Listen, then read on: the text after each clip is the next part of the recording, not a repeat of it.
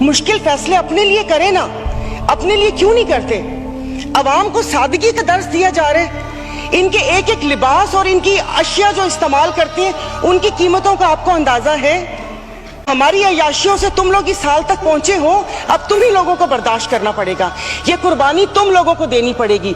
लेकिन फिर मैंने सोचा कि कुर्बानी तो हलाल जानवर की जायज है, जिनकी कुर्बानी नहीं है उनकी कुर्बानी जायज नहीं है। मैं उसकी बात कर रही हूँ जिसके 5-5 बच्चे और एक बाइक है, वो पेट्रोल भरवाएगा, दवाई लेगा या क्या करेगा? वो अवाम ही नहीं रहेंगी तो आप लोग हुकूमत किस पे करेंगे? मुल्क को पता नहीं आप लोगों ने कहां से कहां पहुंचा दिया कि रमजान आने वाला है, मशरूबात पर। अरे मीठे मशरूबात पर क्यों टैक्स लगा रहे हैं? कड़वे मशरूब को लीगल करके उसके ऊपर टैक्स लगाए ताकि रेवेन्यू भी मिले पाकिस्तान को। मीठे मशरूबात गरीब रोजा रख के एक उसकी ख्वाहिश होती है रूह अफ़ज़ा पीने की या वो करके, और उन्होंने कहा बाकी चीजों पे टैक्स नहीं लगा।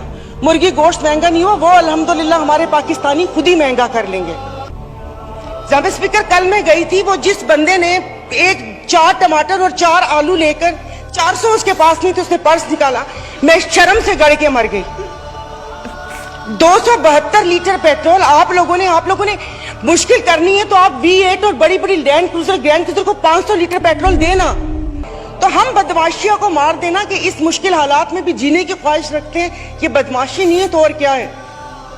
इज्जतें नीलाम हो। अभी तो पहले किसी ने मुझे कहा कि आगे क्या होगा, बच्चे तो बिकते थे, पहले ढके छुपे होती थे, अब खुलेआम होंगी, और मैं इज्जत नहीं बोलूंगी, जिस्म फरोशी बोलूंगी।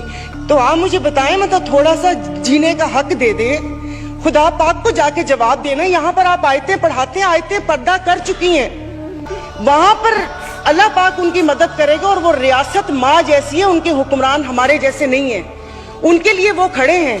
दबी हुए अवाम के लिए हम इज़ारे यकजहती के लिए बेचैन हो रहे हैं, लेकिन यहाँ पर जो मरी हुई फाकों से अवाम है उसके लिए कोई दिल में दर्द नहीं है।